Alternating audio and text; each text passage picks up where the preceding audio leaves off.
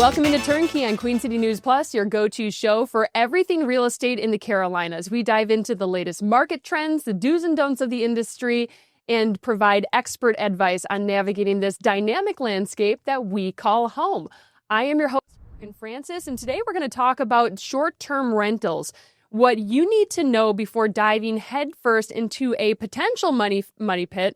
We're going to talk about filters, Instagrammable qualities of a property, and using AI to really set your property apart. Our guests for today are Josh Zazoski and Rory Cummings, the co-owners of Cool B&Bs. Guys, why so cool? You know, I can jump right into that if you'd like. I mean, at the end of the day, like, we want to make these properties super cool. That's what this is all about. How do you separate yourself from the masses and just make a really amazing property, right? So we want to make them super unique, super cool. And that's how the brand started. When did it change from just finding a place to stay to it's got to be cool? Yeah, I would say probably 4 or 5 years ago when Airbnb really took off, a lot of people were amazed by the income potential that you could possibly earn on these properties. So everybody kind of jumped headfirst into the game all at the same time. Mm-hmm. So the competition expanded dramatically as a result. So, a lot of people get into this game and they just think that turning a property loose to the market will earn great results. Well, not anymore, because in Charlotte market, for example, there's over 6,000 Airbnbs in this area. So if you've got a business traveler coming into town for the week, if you look like all the other properties, you're probably not going to get booked. So it's really, really important that you set yourself apart from the competition in order to attract the attention of that guest. Yeah, I think it worked maybe, 4, 5, 6 years ago but once Airbnb started advertising, as an example, that's when the market started to shift, and then it became more competitive, and then it got more saturated. And I think now, if you don't treat it like a business, you're going to set yourself up for, I wouldn't say failure, but it's just not going to be what you thought it was going to be if you don't treat it like a business and really stand out. So let's talk about that, treating it like a business, because when you look at a property that you want to rent for the weekend or the week or even a month, right? You go to the website and you select kind of qualities that you want in a property, and you guys really focus on mastering the filters. But what exactly does that mean? What should people think about first and foremost when they're thinking about listing their property? Yeah, so it's all about adding amenities. The more boxes you can check for your guest, the more likely you are to get booked. And we're talking about literal boxes, right? Absolutely. Okay. Yeah. For example, it's very common to travel with your pet nowadays, and that's one of the features that makes Airbnb so unique in the hospitality market. It's very common to be able to bring your pet with you, but a lot of hosts they don't want to do it. They're afraid that there's going to be damage from the pets. I mean, the likelihood is high, right? It's actually not. It's really? surprisingly low. We are pet friendly in almost all of our properties, and I'll tell you, people cause far more damage than the pets do. I could imagine that, especially if you get a group that's in there partying. Yeah. So just that one simple amenity that you offer could, like I said, in Charlotte, there's 6,000 B&Bs, but if you select that one amenity, now you're competing with maybe 1,000. And the more boxes you check, for example, EV chargers, hot tubs, pack and play. For a baby crib, right? Oh, really? Those simple things. That's a box that you can check is you need a pack and play? Yes. Because kind of the whole concept of the pack and play is that you, as the guest, bring can it, bring it with you. Yeah, but then it's just, one less thing to pack on the airplane, right. One less hassle for the guest. So the more of those things you provide, the more you set yourself apart in the market. So Josh or Rory, either of you can answer this one. What percentage are you then weeding out for some of these filters that when they select that button and you've got that, EV charger, for example, what are the percentages of the properties that are out of the mix and the properties that are still in the running? Yeah, I mean, it's a good question. And I think it depends on the market that you're in and understanding your competition. But what I try to teach my clients and my owners on both sides of it, whether they're buying or we're managing it for them, is to say, okay, if you're going to launch this property, who's your demographic? And what I mean by that is who's the most likely group that's going to stay? Is it, a young couple? Are they coming in for a romantic getaway? Is it a family? Or is somebody who's coming in for a party? Or are they coming in for an event? Once you understand who you're catering to, now you can set the property up so it's optimized, right? So if it's a family property, having board games and the pack and play and seating for 12, as an example, would be ideal. If it's a romantic getaway, you want the hot tub, you want the fire pit, you want the indoor fireplace, you want, the really cool sunset shot out. So you know who you're marketing to, not just catering to when they come. And that really is what drives occupancy, which is the name of the game. Of course, nightly rate matters as well, but it's how do you stand out? Because when they go through that filter, whatever platform they're using, right? It doesn't have to be Airbnb. It could be VRBO, Booking.com, whatever. As they're selecting all the little optimization things with the amenities, it narrows that property down. So, we've got a beach property that sleeps 48, and it's like, it's oceanfront with a pool and the golf carts and the whole, it's got all the stuff. And it's got to be booked all the time if it's sleeping 48. It does very well. And we want, if you go through the filtration of, I want oceanfront and I want everything else with it, there's like 6 homes on the whole island that were one of those 6. Well, so, and the ones who are getting weeded out, those people didn't even get a chance to look at the pictures. That's right. Yep. The guests never even saw them. Yeah. Interesting. Yeah. So that's it, just helps you rise to the top, which no matter which market you're in, when you understand that demographic and you kind of, cater your property. What do your properties have that you want to make sure every single one of them has? So we're always looking at it from like if somebody's in there and they're doing their Instagram reels, we want to create a space that they're going to want to highlight on Instagram. So one of our homes, we have a speakeasy in the basement. It's actually hidden, a speakeasy. You got to find the door and you go down, and it's all prohibition theme type. Do you ever have guests who can't find it? We do. Yeah. So we give them some hints. Hopefully they don't get mad about it, but yeah. That's part of the game, right? That's the fun. Yeah. So all of our properties have to have some unique feature that you don't see elsewhere. For example, we've got really cool A-frames that we built a couple years back, and the views are just massive. The windows are massive, and people just want to be there, and they want to show their friends where they're at. They want to show their friends that they're having a great time. So, because did you really have a good time if you don't have the pictures to show for it? That's right. Pictures or it didn't happen. So, I guess it is what it is, right? Right. So yeah, every property, when we're going into a property to consider bringing into our portfolio, we're constantly thinking about what are we going to do to make this place stand out? What can we? Maybe it's the architecture, maybe it's just accent walls, maybe it's you name it. We've probably thought about it. We've talked about building spaceships and tree houses and UFOs and just thinking outside of the box. Filter for that one would be you were the only one left. If right, someone's exactly. There wouldn't be a filter, obviously, but that would be fun if there was. So, what makes a property Instagrammable? It seems like I was looking at your portfolio and it seems like a lot of A-frames. Is that the hot new thing? We actually only have 2 of those. Maybe they were just on the homepage then, but... Yeah, we have a lot of unique properties. Not just the architecture matters, obviously, but also interiors, type of furniture that you use, the dynamicness of what you're offering the guest. And, if they can go into a property and see something they've never seen before, whether that's a really unique chair or some other outdoor environment that you've created that just is like nothing that they have at home, right? You're just going to wow them in that regard. It's got to be an interesting balance because for a lot of people, for probably anyone who's got a short-term rental, it's their second property. Yeah. So they more likely than not have at least one, if not 2 mortgages. And you don't want to spend a fortune. You want this to be a cash flow property. So how do you balance the need to have that income stream and pay off the mortgage, but not spend all this money on, fancy pieces of furniture? Yeah, it's a good question. It is a balance. But, it doesn't have to be expensive. It just has to be creative. Spend the money, bring in, if you're not a creative person and that's not your passion, hire the person for a couple $1,000s to come in and do something out of this world in your property.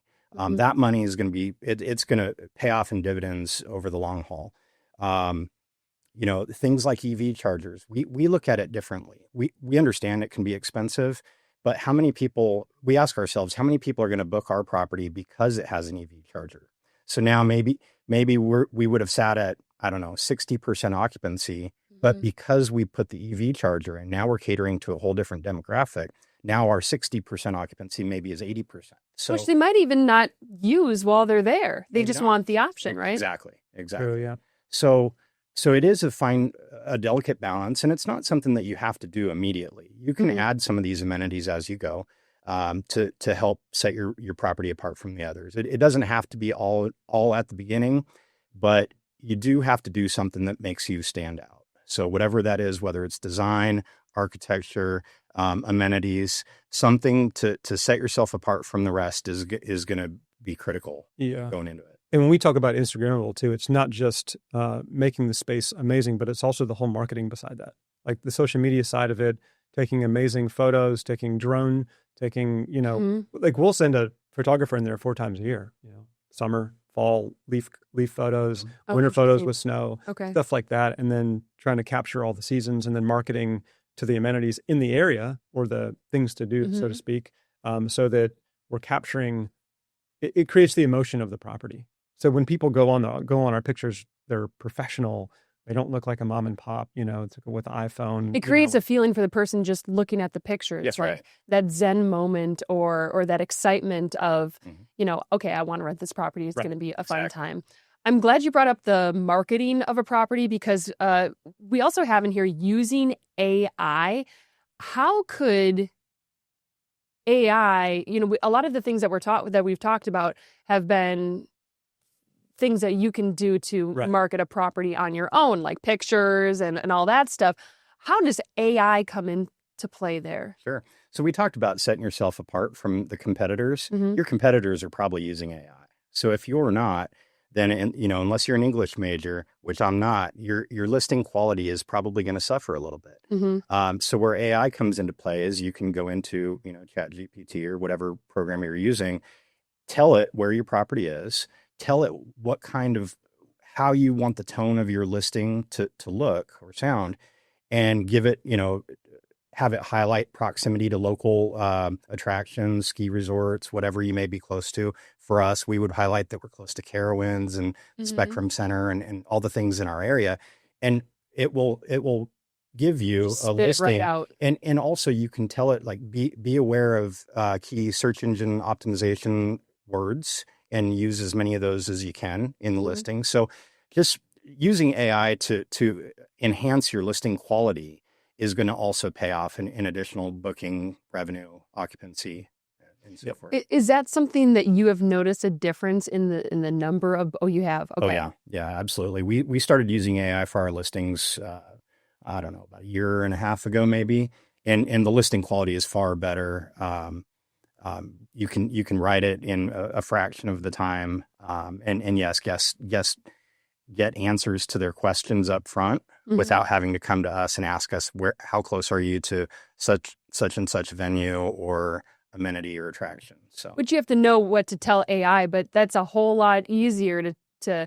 I mean, they really do a great job at writing. Yeah, and really, you almost don't need to tell, or you don't need to know what to tell AI. You can ask AI, hey, I want you to become my expert in writing an Airbnb listing. What areas should I be focusing on? How do we incorporate those into our listing? And, you basically have a conversation with AI. And once you all agree on the talking points, it's going to spit out the listing, and that's it. Yeah. Have you ever had AI rewrite it for you, or does it pretty much nail? Okay. Yeah. So AI does make mistakes every once in a while. Yeah, you definitely want to proofread it. It's not perfect, but it's getting there. That's so incredible. So we've talked about some of the routes to success. What are some of the mistakes that you see people make in the Airbnb industry? Some of the biggest mistakes is what people, it's almost like they're still doing what they did 6-7 years ago in the industry, where they just, throw the IKEA furniture in it, take some photos with their iPhone and throw it online and expect it to do well. And I think that worked 7 years ago. It doesn't work today because there's so much saturation and so much competition. You have to figure out, how do you separate yourself? So there's not only the competition, and I'm kind of going off the rails just a little bit here, but but you're also competing with what could change within the city as well, because we're seeing this more and more frequently that cities are taking up issue with short-term rentals. Absolutely. Yeah, the biggest rule I tell people too, because I'm also a broker, and it's like you're working with clients and you try to warn them, do not go into a market that hasn't voted yet, right? Charlotte has, as an example, brought up, the short-term rental thing multiple times over the last 10 years. But other markets like, Charleston, for instance, they changed the law. Dallas, Texas changed the law. Mm-hmm. So like if that market hasn't really voted yet and you buy into that market, yeah, they could rip the rug out from underneath you. Well, and you're not grandfathered in either most of the time, right? That's right.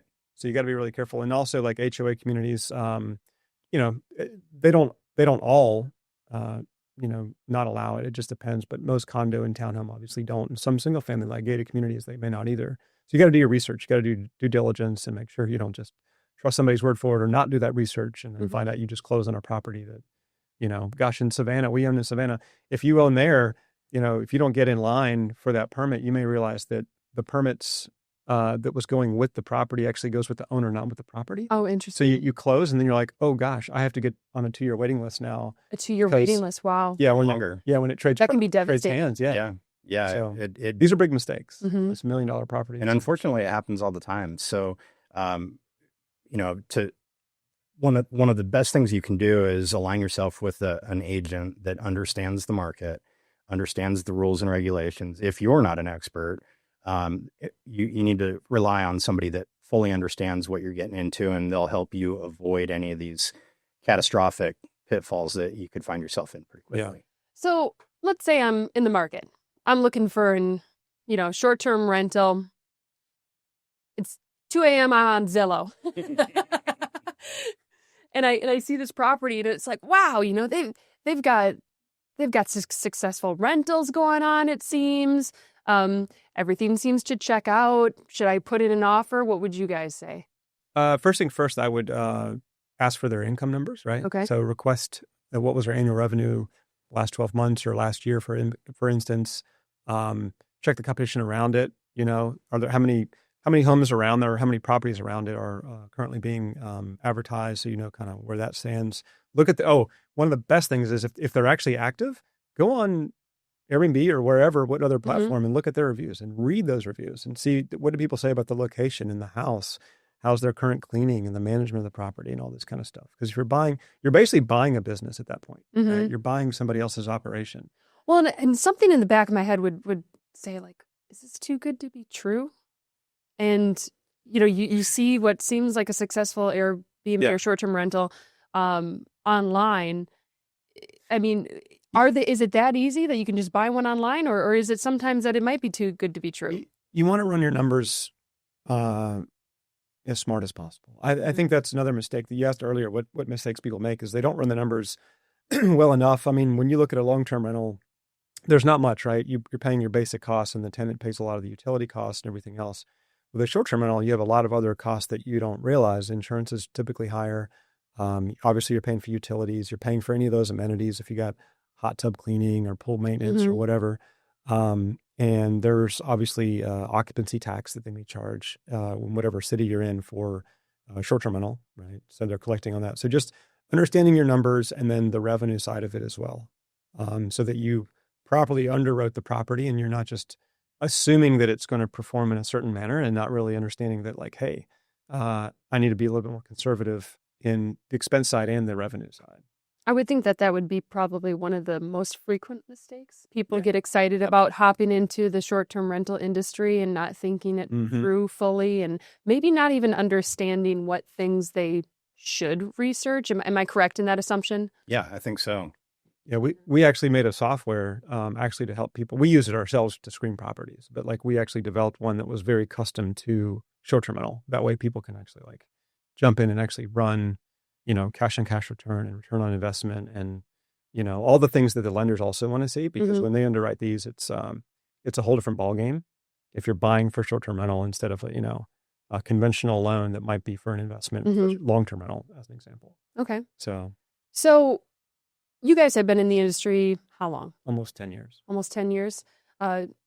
Do you have a crazy story that comes to mind of dealing with? I'll let you tell. Oh, sorry. Should I? How many crazy stories do you have? Honestly, it's endless. You asked one of the things that people do wrong getting into this business, and one of the biggest things that we see is they treat it's more of an emotional attachment because it's like their second home, right? Mm-hmm. So they think of it as their house. Well, when you think of it that way and you're not thinking of it as a business, then when people do crazy things to your house, you take it a little bit more personally. And that's if you allow that to happen over and over, you finally find yourself tired of it and you end up exiting the business. So treat it like an investment. It's not an emotional attachment. Some of the crazy things last week we had a frat party with people sleeping in the trunks of their cars. There was well over 50. Not advised. Yeah. Yeah. Now we take steps to filter out these types of guests, but every once in a while something slips through the cracks. Right. So there's been a crackdown on parties. There has, but guests are becoming savvy to that and they understand how to navigate that. So it's really important that you, as the host, take extra steps to vet your guests where possible. So most of this stuff can be avoided, but the occasional crazy thing happens. I can't count how many firearms we've retrieved from our properties. That are left? Yes. People leave things all the time. All the time. Those are special cases, right? Where you have to, deal with this fallout with, there's lots. Yeah. And these are worst case scenarios. So you probably have a pretty extensive lost and found, I would think. We do. I don't want to scare anybody out of this game, but we've had one of our homes surrounded by the SWAT team because a fugitive was housed there. So again, these are very few and far between. It's not a common experience. But it can happen, and that's what people need to know. Absolutely. Yeah. And when it does happen, be prepared. We've got extensive resources. We've got handyman, cleaners, and plumbers in every market that we're in. So whatever happens, we can address it quickly. And the following guest that's coming in right after that guest, they don't even know anything happened. So we provide a seamless check-in for the next guest coming in because we've got all those resources at our disposal. Well, that's the carefree vacation that everyone is looking for. Exactly. They don't want to be burdened with whatever the previous guest did. So we make sure that we give them that carefree vacation experience. Well, Josh and Roy, really appreciate you guys coming on Turnkey to talk about what people need to know before jumping headfirst into the short-term rental industry. And hopefully this provided a little bit of education to anyone who's considering that move. Yeah, thank you. It was fun. All right. Thanks for having us. Thank you so much for watching Turnkey on Queen City News Plus. We'll see you next time.